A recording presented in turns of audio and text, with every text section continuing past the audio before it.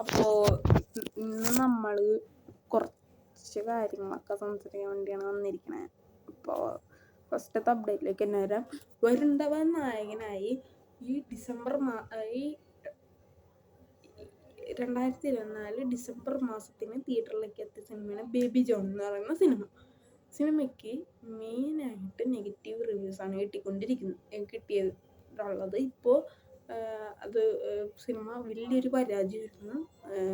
Cinema ഇപ്പോൾ Amazon prime video കൂടെ എക്സ്ക്ലൂസീവായി streaming ആരംഭിച്ചിട്ടുണ്ടെന്ന് പറയുന്നുണ്ട്.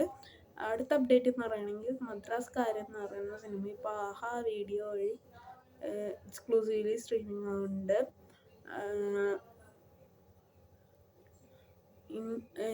രേഖാചിത്രം OTT റിലീസ് പ്രഖ്യാപിച്ചിട്ടില്ല. പക്ഷേ അതിൻ്റെ പ്ലാറ്റ്ഫോം സോണി ലിവ്. പക്ഷെ അത് മേടിച്ചിട്ടുള്ളത് സോണി ലിവ് എന്ന് പറയുന്ന OTT പ്ലാറ്റ്ഫോമാണെന്ന് പറയുന്നുണ്ട്. അത് ക്ലിയർ ആണെന്ന് എനിക്കറിഞ്ഞൂടാ.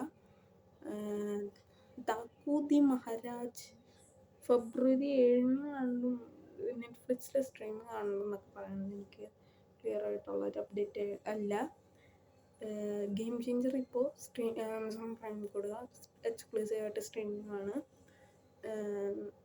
പിന്നെ പറയേണ്ട അപ്ഡേറ്റ് എന്ന് പറയുകയാണെങ്കിൽ ഈ നമ്മൾ മലയാളികളൊക്കെ കാത്തിരിക്കുന്ന നമ്മുടെ സ്വന്തം എമ്പുരാൻ സിനിമ റിലീസിന് ഒരുങ്ങുകയാണ്. മാർച്ച് 27 സിനിമ വേൾഡ് വൈഡായിട്ട് റിലീസാവുന്നത്.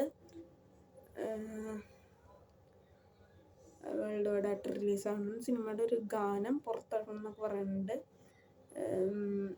ലിസ പ്രൊഡക്ഷൻസ് ആണ് സിനിമ എടുത്തിരിക്കുന്നത്. പിന്നെ മോഹൻലാലിൻ്റെ തുടരും എന്ന് പറയുന്ന സിനിമ ജനുവരിയിൽ എപ്പോഴോ ജനുവരിയിൽ ഇറങ്ങേണ്ട സിനിമയായിരുന്നു. പക്ഷെ അത് പോസ്റ്റ്പോണ്ട് ആക്കിയിരിക്കുകയാണ്.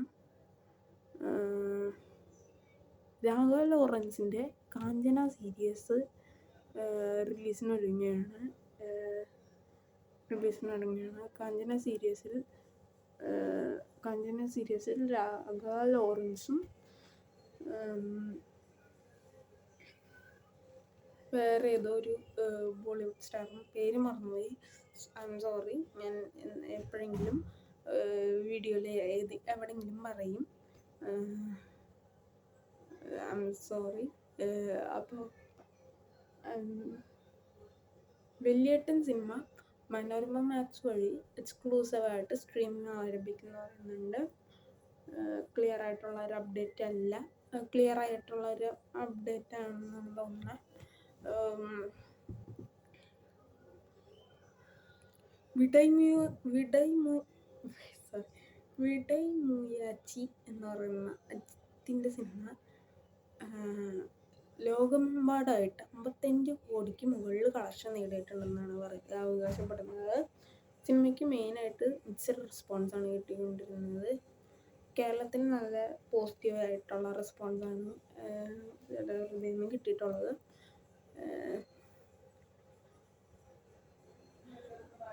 കഴിഞ്ഞ വർഷം ഡിസംബർ മാസത്തിൽ ഏറ്റവും കൂടുതൽ കളക്ഷൻ നേടിയിട്ടുള്ള സിനിമ എന്നുള്ള റെക്കോർഡ് പുഷ്പ 2 ദ റൂൾ തൂക്കിയിരിക്കുകയാണ്. അത് ഞാൻ ഇപ്പോഴും പറഞ്ഞതാണ്. അതായത് നമ്മളുടെ പുഷ്പ കേരളത്തിൽ ഫെയിലിയർ ആയിരുന്നു. ബട്ട് ബാക്കി എല്ലാ സ്റ്റേറ്റിലും ഹിറ്റാണ്.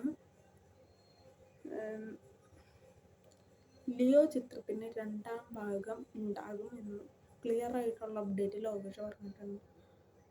ഈ 69ാമത്തെ സിനിമ കഴിഞ്ഞിട്ട് 70ാമത്തെ സിനിമ ഉണ്ടാകുന്ന അത് ഒന്നില്ലെങ്കിൽ ലിയോ ചിത്രത്തിൻ്റെ 2ാം ഭാഗമായിരിക്കാം, അല്ലെങ്കിൽ ഗോട്ട് വേഴ്സസ് ഓജി ആയിരിക്കാം.